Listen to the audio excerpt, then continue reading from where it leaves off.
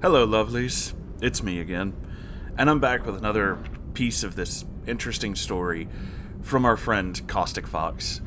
I'm honestly both fascinated and terrified by this. The last time we heard about D, I was quite angry. Still feeling a little bit. I only just finished recording that video, so I'm still kind of in the zone, if you understand what I'm saying. So, yes, I want to hear more about this, and let's get right into this story. It's not romantic if I think I'm gonna die. Oh, that already makes me nervous. Let's go.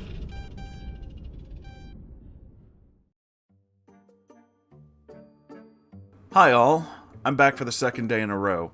I posted yesterday about my ex who manipulated me into things I was not comfortable with from the get-go, and got a much larger response than I expected. I posted here rather than r/neckbeard stories because there's less of a following here, and at first I was really uncomfortable with being seen by a lot of people. I was encouraged though, so posted the story there as well sometime last night. People seem to really enjoy it, and I've been asked to post the story about my first date with this bozo. Thank you to RedX for reading the first one, by the way. Hey RedX, what's going on, man? It was a little hard to hear it read aloud, especially because I was forced to realize my grammar mistakes. Kinda sucks with me being a creative writer for funsies. I think your grammar's very nice if it helps. I read it, and I think you did really good. Then again, I do rant when I'm nervous, as you can probably see today, and this is on mobile. I totally relate to that. Yeah, I know, weird thing to take from all that. It was hard to hear in the ways that you're thinking too, but I'm incredibly self-conscious. Oh, and don't apologize for posting the tentacle video. Yeah, it brought up some uncomfortable feelings, but it ended with me writing my own and getting it all out. It's honestly pretty refreshing. The usual warnings apply. There's a lot less talk about sexual manipulation in this one, thankfully, but it does involve a dude deciding he was literally going to trap me in a small tin can in the air so he could plant what is possibly the worst kiss anyone has ever received on me, so take that as you will. I'm already frightened. Let's go. So first, I want to mention that D and I didn't go on too many dates. The main reason for that is he never paid for anything. And while I definitely don't mind paying, as I'm all for both people in a relationship making that kind of effort, I didn't really have a huge amount of cash flow. He was always super excited to do something with me, sure, but I mean, he had a job and I didn't.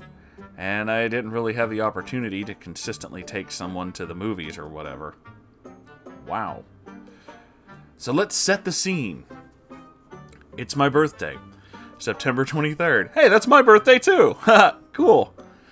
I don't remember the year. I graduated in 2013, guys. It's been long enough that dates and times tend to blend together. I totally feel that.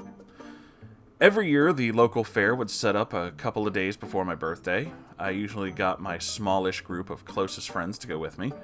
This year, however, D, or again, Slendy if preferred, heard about that and decided that this is the year it would just be his trench coat-clad self and me. Oh god, please tell me he didn't wear that. Then again, I'm pretty sure he did. I, of course, would be footing the bill for this, and a small part of me lamented at the money I'd saved up over the past few weeks, knowing I could kiss it bye-bye. A glorious little tidbit about me. At this point in my life, I was terrified, cat introduced to water scared of heights. Feel that. I've since gotten a little bit better, as I've had to fly a few times, though I still wind up gripping the armchairs until my fingers hurt every time we ascend or descend. I can relate to this more ways than you could possibly imagine. I'm fairly certain there's a Delta airline somewhere in this country that has the permanent etchings of my hand, like, just mashed into one of the fucking seats, because I gripped that motherfucker so hard for the better part of almost 2 hours. I fucking hate flying. Which is odd since I'm a magical unicorn and can do those things. Still fucking hate flying. At this point, though, I was much more content to stay firmly planted on the ground. Trees and I had much in common. D did not share in this fear and actually couldn't seem to grasp that I would have such a problem with being a few feet in the air. He loved anything fast and up high. Lucky him. He'll still never catch me on a roller coaster, though. I feel that. As you might imagine, at any fair, there is what could be considered my arch nemesis. It spins, it tilts, It is an unholy invention of terror. It is a Ferris wheel. I know of this evil. I don't like them for very specific reasons that many label daddy issues, even without my fear of heights. So when Dee decided we were going on the Wheel of Death, I promptly informed him that he would be either doing so alone or with me kicking and screaming the entire time. Dee and I argued about this long enough that a couple of groups of people had the chance to get on and off the Ferris wheel. Eventually, I resigned myself to staring at the floor of a metal tin can and praying to whoever would listen that I wouldn't throw up somewhere in the crowd below. Dee, pleased that he had won the argument with what he probably assumed was his superior intellect. Yes, he was that kind of neckbeard. Dee thought he was a genius and had these weird inventions that went somewhere between redneck creative and wire you near that school with a firearm levels of crazy. Oh, lovely! He got me into this tiny metal container with a pole in the middle that I clung to. Before he got on himself, however, he turned and said something to the dude running the ride. I didn't hear what was said, I didn't really think much of it, as he got on and sat down across from me. A few minutes later, the ride started, and I couldn't tell if the lurching motion came from the ride itself or just my stomach. I quickly became acquainted with all the accumulated dirt and used gum at the bottom of this compartment. Yeah, I feel that. All while Dee sprawled out on the other seat and looked for all the world like a cat had gotten the cream. After what seemed like forever, the ride stopped. I looked up, relieved, but soon turned to horror. We're not on the ground!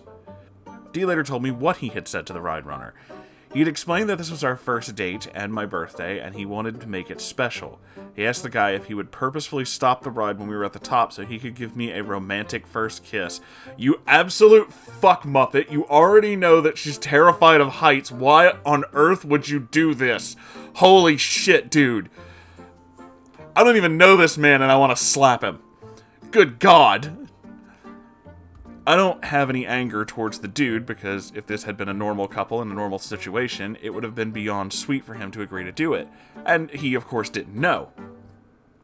None of this was anything I knew at the moment.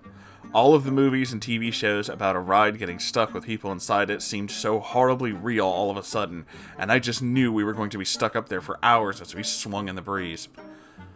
I started to cry. I wasn't the bravest person in the world, though I tried to pretend I was, and I was not okay.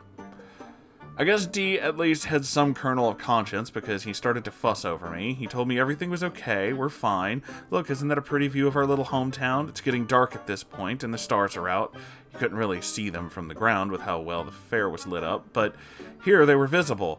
And I love the stars, so I should just look at them, and everything would be okay. It wasn't. Before knowing about this little plan, I thought it was actually kind of sweet that he would try to calm me down like that. I tried to chill out later, and after a few minutes, I wasn't breathing like I'd run a marathon anymore. I might have even gotten to a point where my heart wasn't pounding if he hadn't chosen that moment to strike like the snake he was. Dee's idea of a kiss included a lot of teeth where it really shouldn't. He desperately needed braces, especially in the front, and I wound up with a cut on my lip for his efforts. He basically gave a soft headbutt to my nose at first, and I'm grateful that it didn't do anything more than just smart. Dee didn't realize that you were actually supposed to move your lips, and decided the best course of action was to literally lick my closed, shocked lips a couple of times. What the actual fuck? It was not a sexy lick. It was like a dog who doesn't understand humans don't like being slobbered on. It lasted less than a minute, and it was memorable, just not in the way he wanted. I'm not a huge fan of kissing in general. I know that's weird, but it's not as uncommon as you think. I kiss my current boyfriend for affection, but it doesn't really do anything for me sexually. They can be pleasant, and with the right person, they can make me feel safe, but that's about it. This one, though, not pleasant. Yeah, I imagine. When he moved back into his seat, I didn't really know how to respond. This feeling of what just happened turned into, no you fucking didn't, as I noticed him motion to someone on the ground, and the ride gave a jerk as it started up again. Wow. This man gonna die. I connected the dots pretty quickly, and we got out. I told him that the date was over. He couldn't even understand why I was upset, guys. Writing this right now, I'm still torn between wondering if he was all there mentally and wanting to hit him. I mean, I just default to violence, but that's me. Now, he later rationalized the kiss as his way of distracting me, this ignoring the fact that he did all of it for this kiss, but in his mind, it somehow made sense. I know, I can hear it now. Why'd you stay with him? I would have been gone. I mean, you were young. We all make mistakes when we're young. It's normal. You're right. I should have walked away after this. There are a few reasons I didn't, and I regret that I let them keep me from my freedom to this day. Nothing should keep someone in a relationship they don't want. Fucking truth. I know I was giving it a try, but this should have been my cue to call it quits. I'm older now, less naive, I know better, so I really hope you don't judge me too harshly for this. I also hope this comes as a lesson to any younger women reading this who might be going through something similar. You deserve better than to trap yourself where you don't want to be. I mean, that's very true, and honestly, no, I don't judge you for this. The way you describe this, you're a teenager. We all make really stupid mistakes when we're teenagers. I know that feeling, dude. Also, I got someone asking me for a cuteness tax on the last post, though the comment's been deleted since. To prevent that from becoming a thing, I'm going to say here that this will not happen. Rose is adorable beyond belief, but she's not my child. It's not my place. I'm sorry. I don't know what that means, but I'm now very uncomfortable. Sorry for rambling, by the way, and as always, thank you for a chance to vent. This has been a bit more of a relief than I expected. I'm not sure if I'm done telling the story of my time dating a neckbeard, because there are still a few good moments of cringe. The time he came out to me as a furry. Oh! And the time he told my mom he dreamed about her while we were taking care of my sick aunt. Yeah, but I'll see.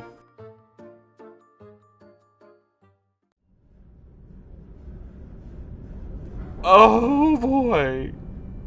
Oh, every time I think this man can't possibly get weirder, he somehow does. Oh, isn't he just a magical little fucking thing, huh? No, I need to know more about this, and I am super glad that you have written these stories, Caustic Fox, because holy fucking shit, dude. Also, we share the same birthday, so I guess that makes us best friends now. I don't know, but I'm down with it. How you doing? Are you having a good day? That goes for all of you, by the way. Yes, my birthday is September 23rd, so if you have the same one as me, we're now best friends. That's just like a rule? I don't know, the internet wrote it. Anyway, I'm trying to be a little bit happy, because this dude... Oh my god, this dude. Oh my god, this dude. This fucking dude. Someone get this man. I cannot... You know... Like, you fucking know that the person you're dating has a fear of heights, so you intentionally arrange to put them someplace high? Are you sure you're not like the devil? That is fucking evil, sir. That is horrible. Why the actual fuck would you do that? Oh my god.